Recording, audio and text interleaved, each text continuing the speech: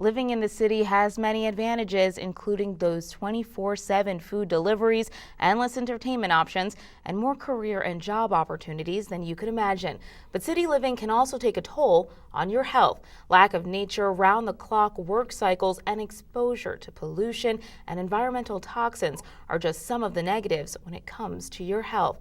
And double board certified physician Dr. Kecia Gaither agrees city life can be demanding on your body. Thank you so much for joining us. We're so happy to have you.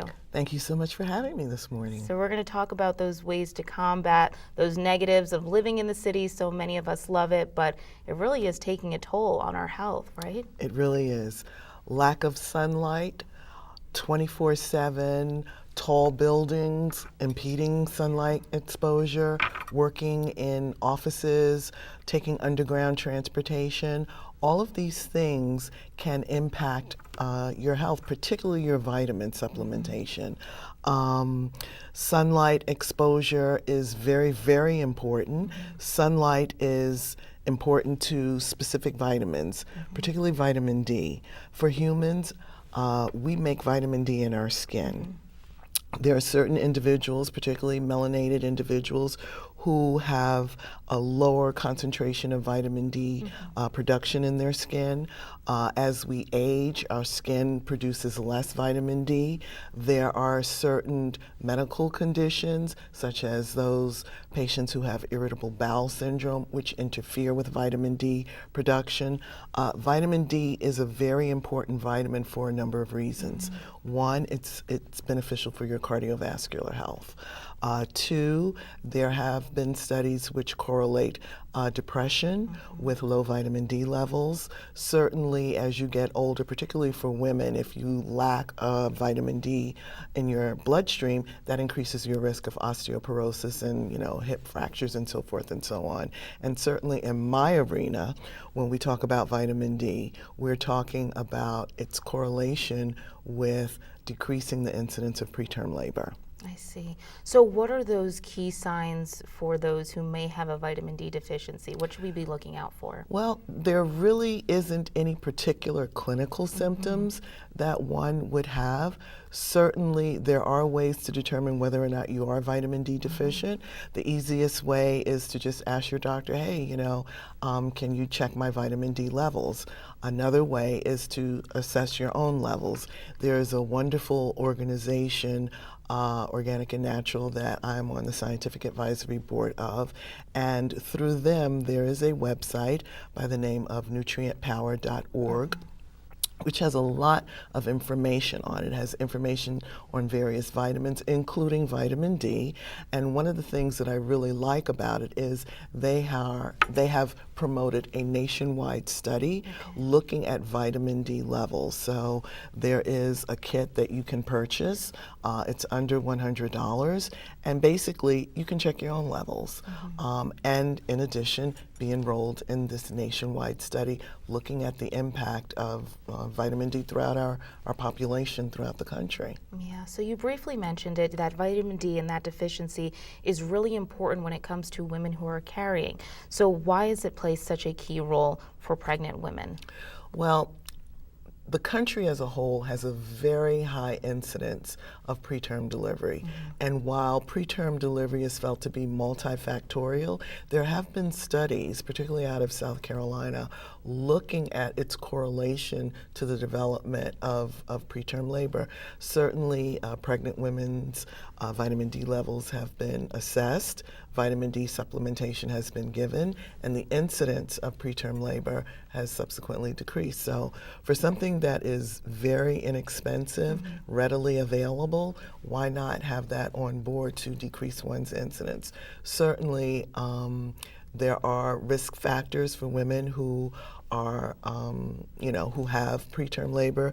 If you've had it in the past, if you have relatives who've had it, there's certain play with infections being a causative agent, but also vitamin D deficiency seems to be playing a role. So let's try and plug that piece of the puzzle up by just vitamin D supplementation. It's very easy, very inexpensive, and certainly something that could readily be available and decrease your incidence. For sure. So we did talk a little bit about those city dwellers, and now we're talking about city moms, but is this really just a city problem, or is it more widespread?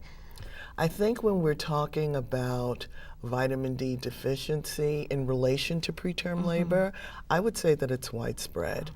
I would say it would be more prevalent in city dwellers. Okay. I would say it would be more prevalent among women of color, since when you are of color, you have a decreased concentration of vitamin D in your body because your skin simply doesn't make as much.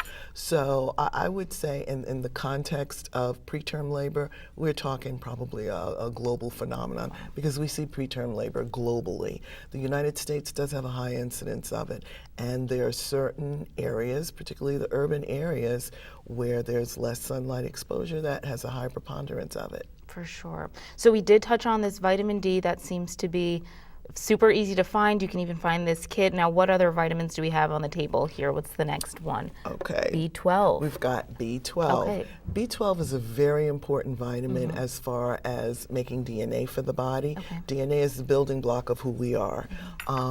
Vitamin B is very important in nerve production. Vitamin B12 is very important in making certain elements of your red blood cells. Okay. There's a particular type of anemia that's associated with vitamin B12 deficiency. Now, living in the city, being exposed to all the toxins from the cars, etc., carbon monoxide from people smoking, and so forth and so on, that can decrease your concentration of vitamin B12. So it's really important just to, pop a little vitamin B12 a day. It's very good for you. There are patients who have had bowel surgery where portions of the bowel are removed. Like if you're undergoing bariatric surgery, there are certain surgeries that can remove certain portions of the bowel where vitamin B12 is being produced. So for those patients, it's important that That's key. For sure. So then moving on to vitamin C here, how do we know if we're deficient in that critical vitamin? Again, all of these levels are easily evaluated by a simple blood test. Okay.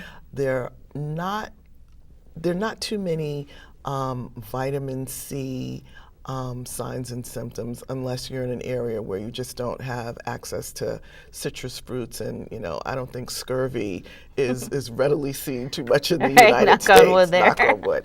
However, I will say that vitamin C is really important for your immune functions. Everybody knows that when you have a cold, you take vitamin C to decrease the longevity of your cold symptoms. It's important in cardiac function. It's important in decreasing the incidence of cancers. And certainly for the ladies out there, we all know vitamin C is in several of the cosmetics to help increase your collagen and keep your skin looking youthful and dewy. There you go. So more uses than one, and that one surely That one is a good we'll one. plug in. So maybe we don't want to take the supplement. What natural ways can we get that vitamin C? Oranges, Great. grapefruits, lemons, any citrus fruits are really good in vitamin C. Brussels sprouts, those are all pretty good. Great. So stocking up D, B12, C, that's really bare minimum. Those are the main Those are your ones. for Those are the sure. main ones. Great. So it's so great to have you. For our viewers that want to get more information about you, about what you're doing, what's the best way to get in contact with you? The best way to get in contact with me is through my website, which is www.KeciaGaither.com. I do have a Twitter handle, which is @KeciaGaitherMD, and certainly I'm on Facebook. Great. So it's so great to have you. Thank you so much for joining us. Thank you for having me. It's awesome.